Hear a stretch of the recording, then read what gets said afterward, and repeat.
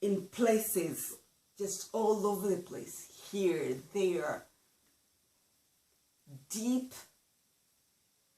in those places where I had never been before.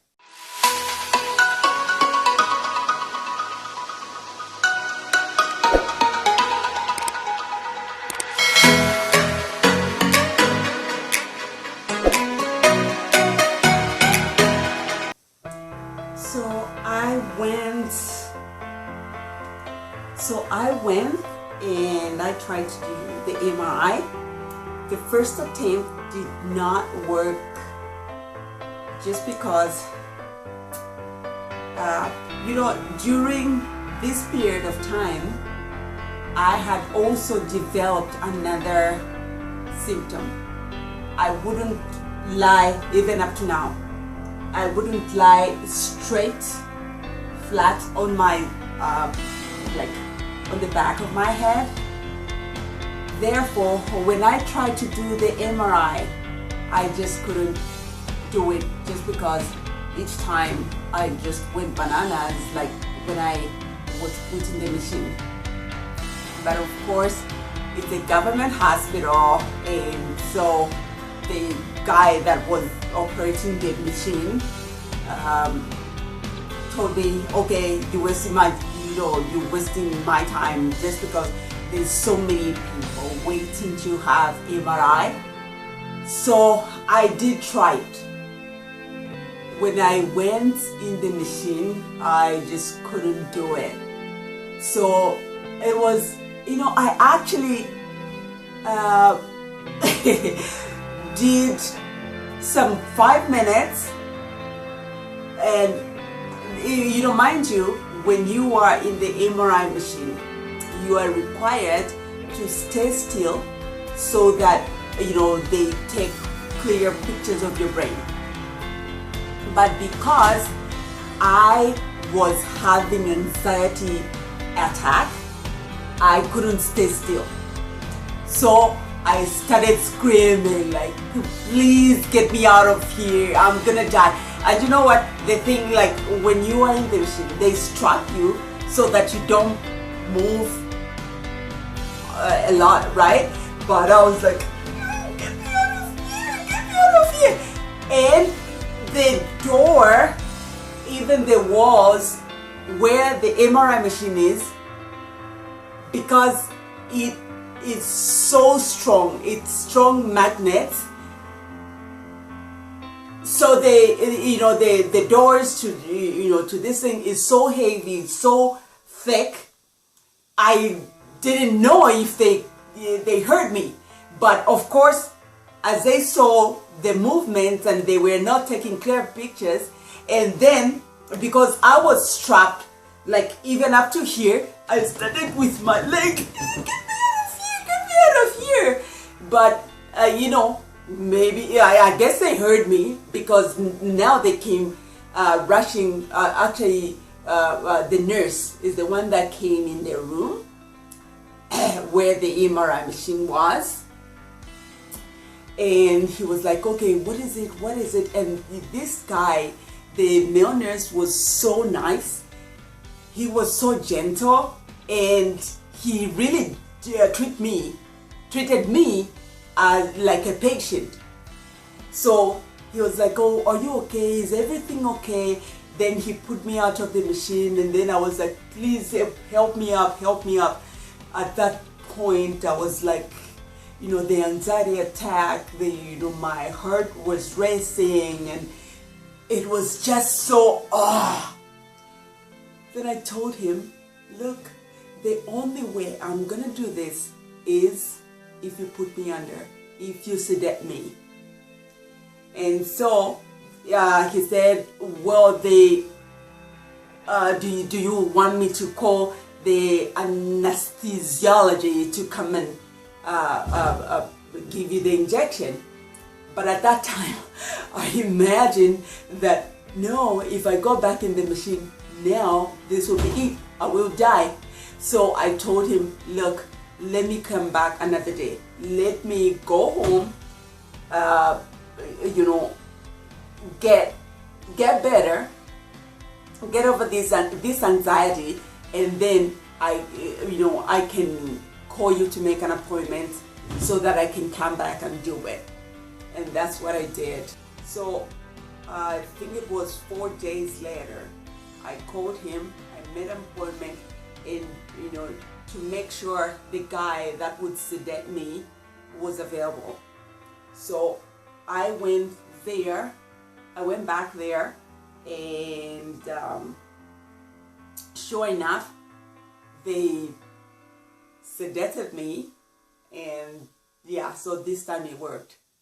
They managed to do my MRI, and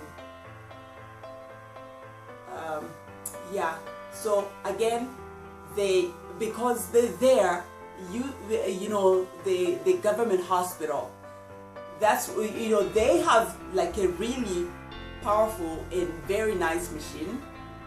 However, their reporting just takes way too long. They said it takes about 2 to 3 weeks to get the results for the MRI.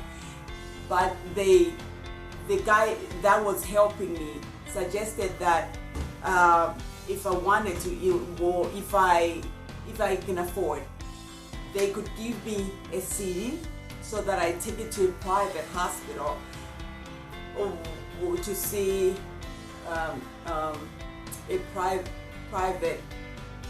radiographer, and to get the reporting, and you can get it like in 2 days. And that's what I did.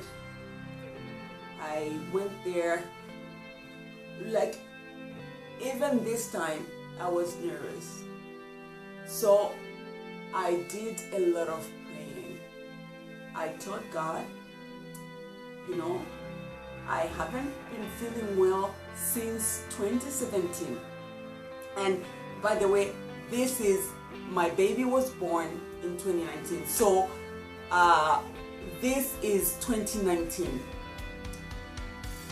My baby is still too young, and my kids, because I thought, my kids were all under 12 years old.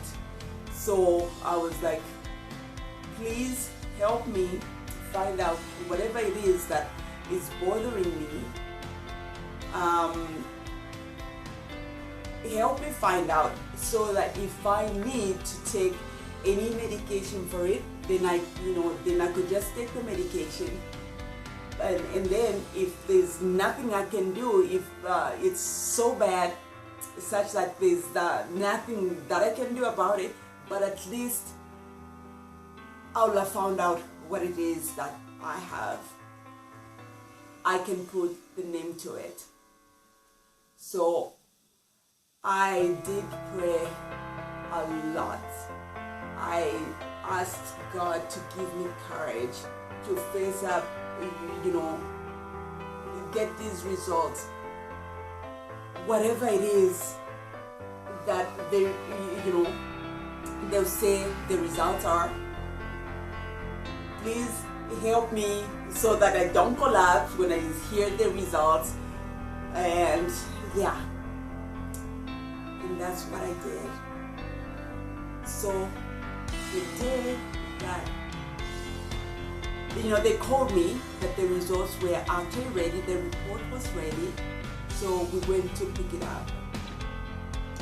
My husband was driving, I was in there, and so he asked me, well, we got the envelope, we got into the car, and he asked me if I wanted to wait till we get home to read the report. So I was like, no,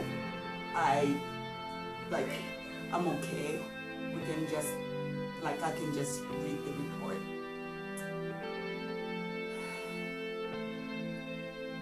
And I opened the envelope. I read the report.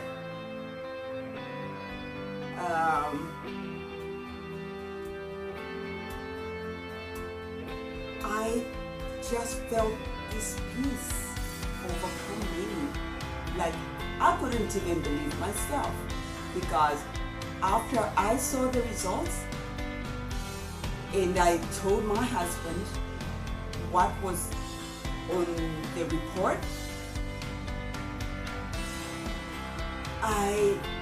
even now I could just remember my husband going like, oh wow, yeah.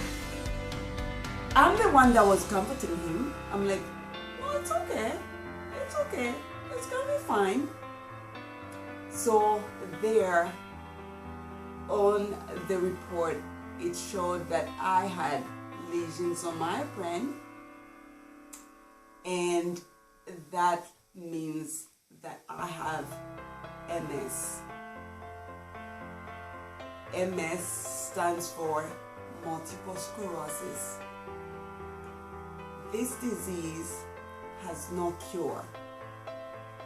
So what I did, like I said earlier, the second, third opinion kind of girl, I called the doctor, the one that had ordered me to do the MRI, because when she was giving me all those tests to do, she had also, I think that she suspected, but she didn't want to just come out without the test and say what I had.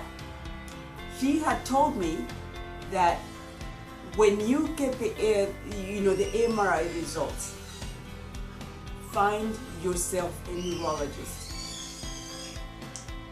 But I didn't know any neurologist. So what happened is, after I got the report, then I called her, asking her, should I bring the results to you, or are you gonna help me find a neurologist? And she said, well, there's this neurologist, and this is his name, and this is his number. Give him a call and make an appointment so you can go see him. So what happened is, right away I made an appointment with the same doctor that the other lady had, the ENT doctor had recommended. And so the day to go see him, rather than giving him the report, what I did is I handed him 2 CDs. The CD that I had done in 2018, and the CD that the MRI that I had done in 2019. The one that I had done, the one that I had done in 2018 is the one that I had taken. Remember, I talked about that. The one that I had taken to a neurosurgeon at Coptic Hospital, and he told me, he cleared me. He told me that everything was clean on that brain, on that MRI.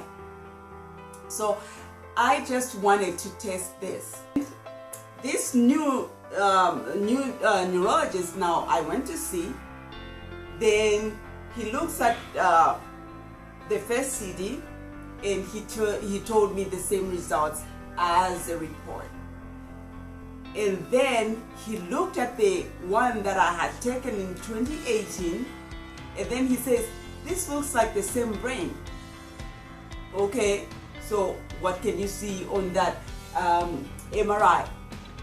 And then he says, even this one, even in 2018, you had this, the same lesions on your brain. A bit, just because the other doctor had cleared me, had told me that everything was clean on your brain. So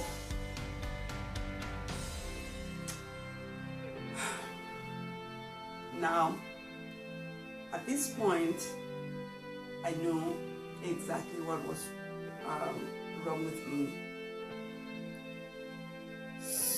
But then the question was that I asked the doctor was, look, even I don't even know anybody that has this disease. So is it normal for someone living in the middle of Africa? Because actually that disease, I heard it back in, when I was living in North America, in Canada. I could hear, like maybe on TV or, talking about, some people are talking about it. So having this happening to me was like, what? This is, it's so surreal, like, so what I did is, have you ever seen in your, being a doctor here in Zambia, have you ever, and mind you, this doctor is actually Russian. He's, So I asked him if he has ever diagnosed someone with that disease. And he says, yeah, there's, as a matter of fact, there's another lady that he just diagnosed, and this lady lives in Ndola on the Copper Belt, and this lady is actually a doctor. She's Russian, but she works from Ndola General Hospital. And he said, well, I can give you the number for her so that you guys can be talking, like, just if you have any questions, because this, this lady, she's not only a patient, but she is also a doctor. So just, talk to her if you need to ask any question. And that's how he gave me the number for this lady. And and from there, like, each time I have any questions, I have any concerns, I would call her, and then we could just talk, and she calls me just to check upon me, how I'm doing, and things like that. So I know one other person that has the same thing that I have.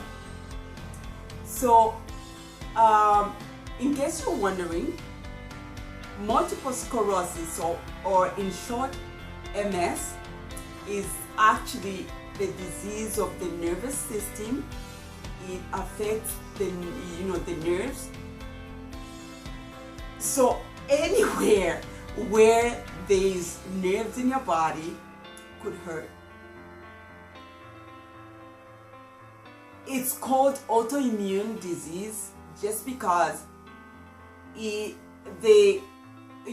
immune system of your body, for whatever reason, just decides to start attacking your nerves. The myelin sheath that protects your nerves. Now, there's not even science. First of all, they have no cure for this disease. They don't even know what causes this disease. And this disease mostly affects women between the ages of 20 and 40.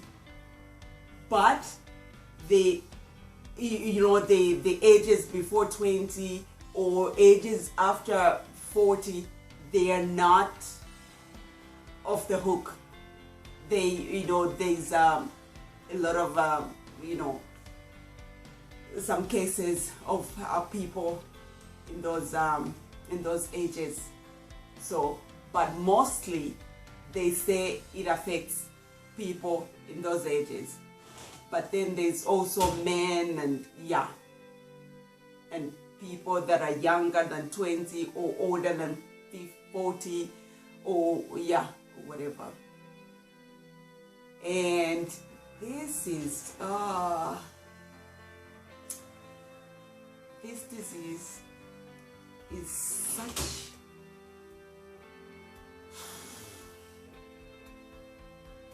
a cheesy son of Lady Gaga. You know, it's weird because 1 minute you could be feeling great on top of the world, and then the next minute you are just down. Yeah, so it's very unpredictable. It's yeah, so it's that's what I have, and that's what I wanted to share with you guys. So in my next video, I want to share with you how I'm managing my disease, how, you know, what I'm doing, you know, to get to where I am. One thing that I did not mention is that there is no cure. However, there's different treatments. I don't know if you can find that treatment here in Zambia. Well, I haven't found one here in Zambia. But there's different treatments on the market, but it's very, very expensive. Could cost, yeah, so anywhere between 1,500 and 70,000 US dollars per year. So it's very, very expensive. So in my next video, I want to share with you how I'm treating my MS and how I'm keeping myself alive. Thank you so much for watching. Join me again next time in my next video where I talk about the treatment that I'm doing to help my MS. We'll see you in my next video. Bye now.